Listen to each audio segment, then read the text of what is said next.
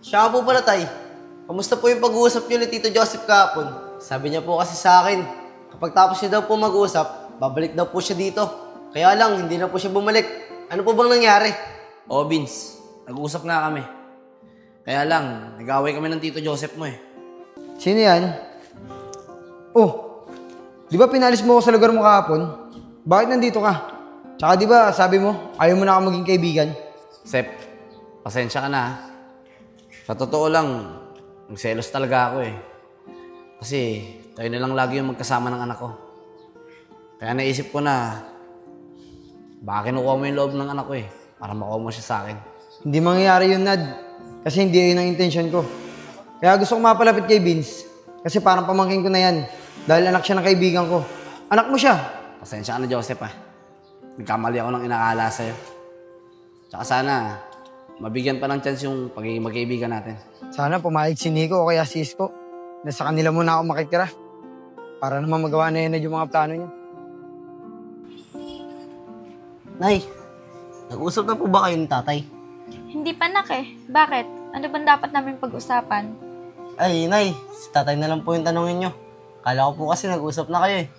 O sige, pagbaba niya kakausapin ko. Sige po, Nay.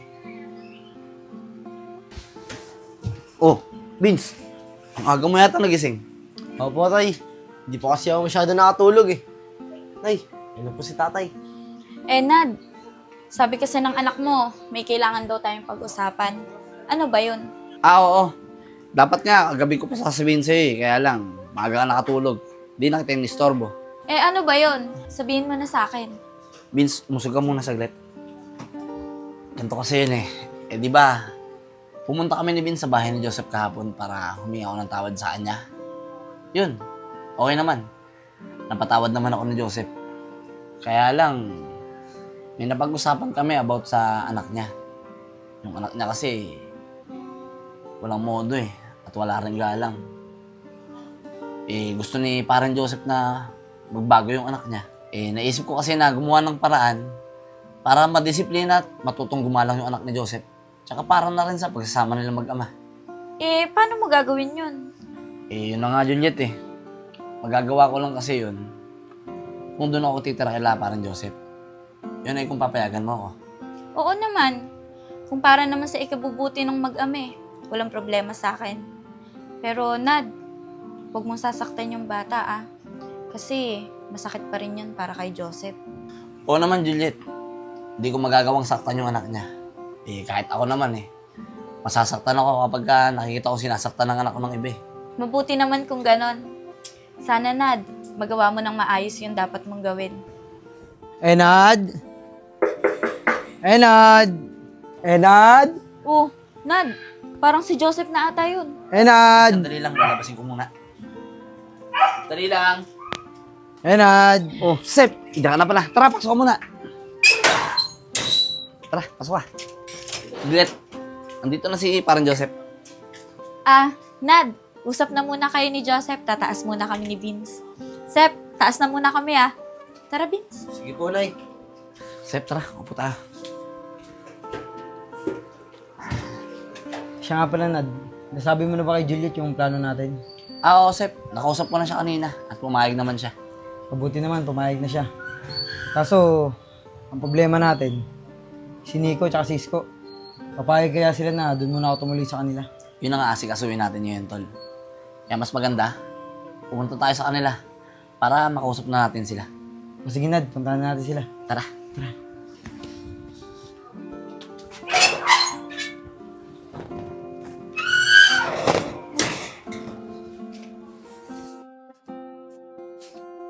Sep, wala sila dito eh. Saan kaya sila? Paano yan, Nad? Saan natin sila hanapin? Ganito na lang, Sep.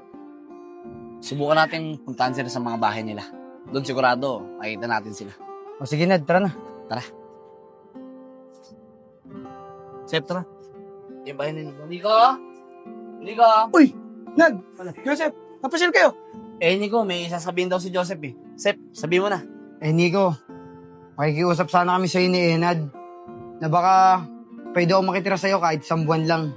May gagawin kasi kaming plano para sa anak ko. Nico, ganito kasi yun. yung plano kasi namin ni Joseph, di ba, nabanggit naman ni Joseph sa'yo na yung anak niya, walang galang at bastos. Plano ko sana na ako yung gumawa ng paraan para mapagbago yung anak niya. At para maging maayos na rin yung pagsasama nilang mag-ama. Ganun ba, Nad? Naintindihan ko kayo. Kaya lang, masyadong matagal yun eh. Pero kung 2 araw lang o 3, okay sana. Kaya lang, pag 1 buwan, baka magalit sa akin yung asawa ko. Ganun ba, Nico? Sige, Nico, huwag kang mag-alala. Naiintindihan ka namin. Maraming salamat. Sep, siguro mas maganda, daanan din natin si Isko. Subukan natin magbaka sa alisan niya. Sige, Nad. Paano, Nico? Dito na kami. Maraming Sige. salamat ulit. Nico. Ingat kayo. Salamat na lang ulit. Pero Sep, ito yung bahay nila, Isko. Isko? Isko? Uy, Nad, Joseph, kayo pala yan. Isko, may ipapakiusap sana kami ni Joseph eh. Sep, sige na, sabihin mo na. Ayos ko, baka pwede ako makituloy sa'yo kahit 1 buwan lang. Para magawa namin ni Enad yung plano namin para sa anak ko. Isko, di ba, nabanggit ko rin sa'yo na yung anak ni Joseph, may wali. Gagawa sana ako ng paraan para mapagbago yung anak niya eh. Para maging maayos din yung pagsasama nilang mag-ama. Oo nga, Isko. Sana matulungan mo kami. Balak sana ni Joseph na makitira sa inyo. Kahit mga 1 buwan lang sana. Okay lang ba? Ganun ba, Nad? Sa akin, mga pre, walang problema eh.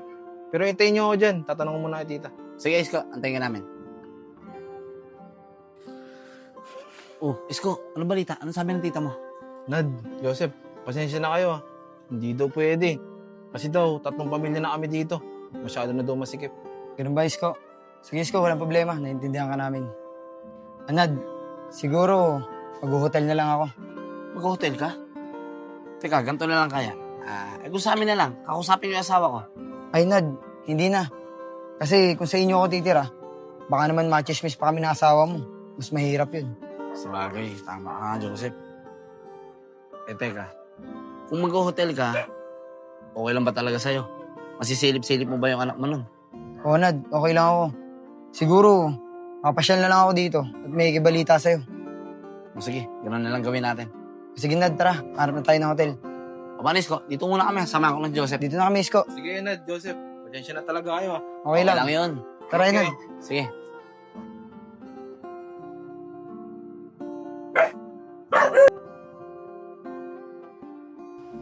O tay, aalis na po ba kayo? Oo, Vince. Pupunta na ako dun sa bahay ni Parang Joseph. Pero huwag kang mag-alala. Pupunta naman kayo dito ni Parang Joseph eh. At saka, isa pa, dadalaw-dalawin ko rin kayo dito ng nanay mo kahit paano. Sige po tay, pag-iingat po kayo dun ha. Siya po pala tay, napagpaalam na po ba kayo kay nanay? Oo, Vince. Napagpaalam na ako sa nanay mo kagabi pa. Hindi ko na kasi siya ginising eh. Wait kasi kagabi yun. May istorbo lang ang tulog niya. O paano?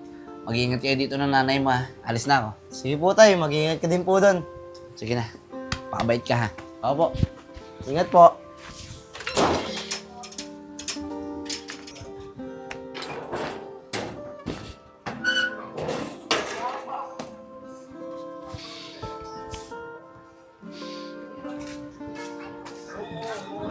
Sana magtagumpay ako sa plano. Tignan mo nga naman, oh. Parang Michael, parang kailan lang.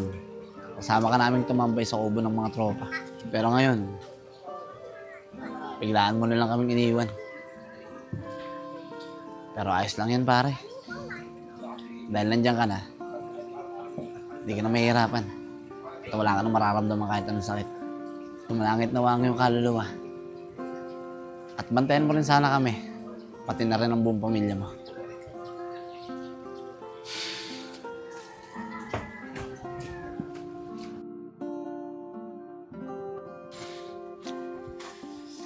Kinakabahan ako. Sana makayanan ko yung ugali ng anak ni Parang Joseph. Bahala na.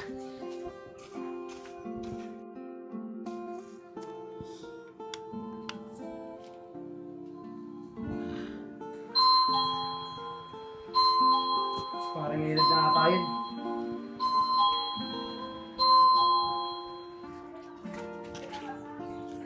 Unad, ikaw na pala. Sep, ano? Ready ka na ba? Oo, Nad. Ayos na rin yung mga gamit ko. Eh, yung anak mo, nasabihan mo na? Eh, hindi pa, Nad eh. Inaantay ko dumating ka bago ko sabihin.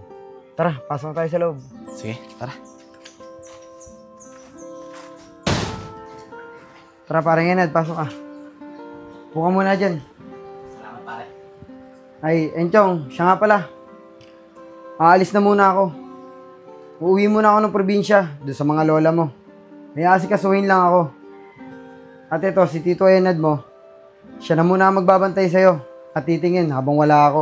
Pakabait ka, huwag kang maging pasaway, at makinig ka sa mga sasabihin niya. Ano ka ba? Kahit walang magbantay sa akin, kaya ko sarili ko.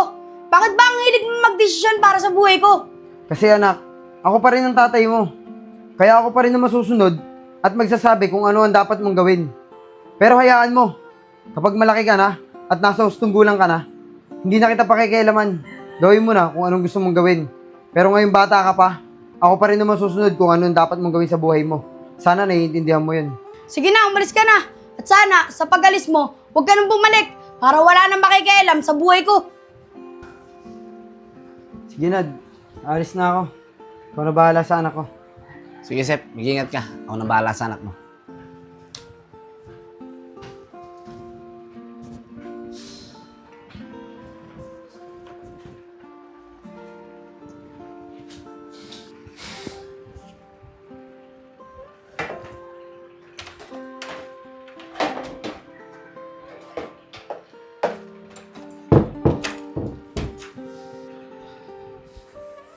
O, paano yun, Chong? Ngayong wala ng tatay mo, ako na muna ang mag-aalaga at magbabantay sa'yo. Kaya sana, magkasundo tayo. Asa ka na magkakasundo tayo.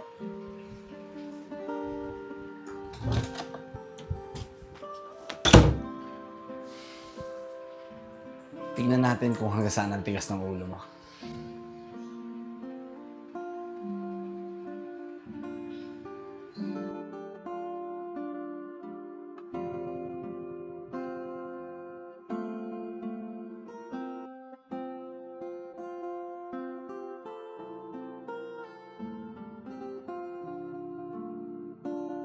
So ayun guys, magandang hapon sa inyong lahat. Ako nga pala si Kuya Enad ng Team Bulugoy at kasama ko si Ma'am. Glenn Santos po. Yan, Ma'am Cleng Santos. Nabalita ko kasi na dito daw po sa Binaconan nagsusupply kayo ng mga polo na katulad nitong suot ko. Tama Yes po po ba, Ma'am? sir, yes po sir. Lahat po ng mga ganyan design, kami lang po ang meron. Ma'am Cleng, matanong ko lang po. Bukod po dito sa polo na suot ko, meron pa po ba kayong ibang design at kulay na pwede natin pagpilian? Yes po sir, meron po tayong mga iba't ibang design. Yan po suot ninyo Aztec Gray. Ito naman po, may mga iba't ibang kulay din. Aztec Dark Gray, small stripes, face print, big stripes. Siyempre, hindi mawawala ang ating mga prints. Marami pong kulay na available dyan. Newspaper print, shell print, at saka classic print. Ayan po yung mga design ng ating nasa shop. So ma'am, matanong ko lang po. Ito mga magaganda at quality polo na to, saan po natin pwedeng mabili? Meron po tayo mga online shop. Ang pangalan po niya is Vestrix Apparel. So yun guys, sa mga gustong umorder ng mga quality at mga gandang polo tulad nito, order na kayo. Meron sila sa TikTok, Lazada, and Shopee. Dito lang yan sa Vestrix Apparel. Check out na!